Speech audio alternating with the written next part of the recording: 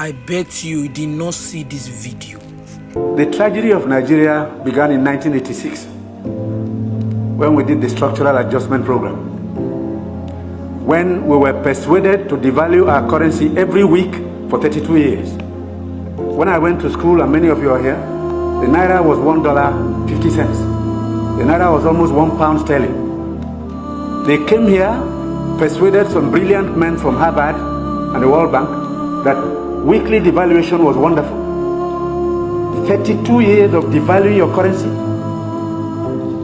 until we hit 527. And they were still telling us that the Naira was still overvalued. That brought poverty, misery upon us. Then interest rates went to 30%. So nobody could build a factory, start a farm, produce anything, or create jobs. Because every time you bring in a shipload of rice, you also bring in a shipload of unemployment. Because you are transferring your wealth to sustain other economies. Somehow, Nigerians didn't notice it. So we became a nation of importers. Toothpicks. Each year it cost us $18 million. Importing toothpicks. Tomato paste, $400 million. You talked about tomatoes now. One basket in town now is less than 2,000 naira. The farmers are losing money because the processors don't have enough funds to set up factories. You are going to do tomato paste, it's food-grade stainless steel. You can't just use anything because you'll be putting poison in people's stomachs.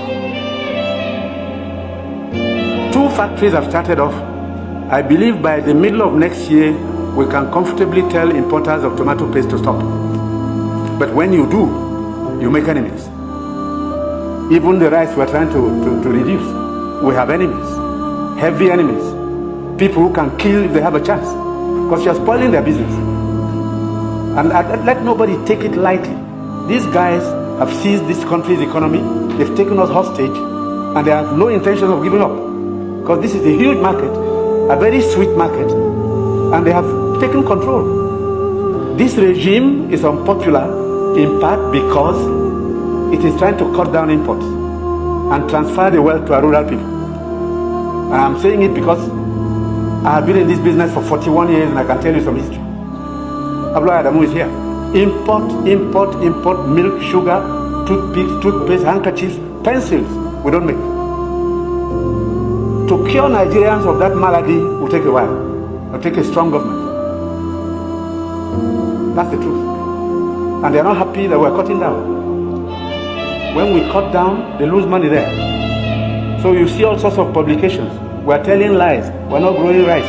We're trying to demoralize the local farmers and make sure that the economy fails. That's the story of imports. Now, I read a story recently in the newspapers. The French ambassador, the champagne ambassador in Nigeria, gave an article to The Guardian. He said Nigerians love life. We are the biggest consumers of champagne on planet Earth, more than the French who make it. There are parties you attend in some places where they only drink champagne. Of course, the individual is free to spend his money, but his money comes from Nigeria's commonwealth. So on imports, it will take a while for us to get used to local goods and accept that we should consume what we produce and produce what we want to consume. But I take your point. We have to take stern measures to cut down on imports because these young boys and girls who have no jobs today are not going to allow us to carry on enjoying life at their expense. They need jobs. They need jobs. They are children. They've graduated, they've come back home to begin a second childhood because there's no factory to employ them. And the ministries can't take any more. But somebody is making sure you fail when you want to produce at home.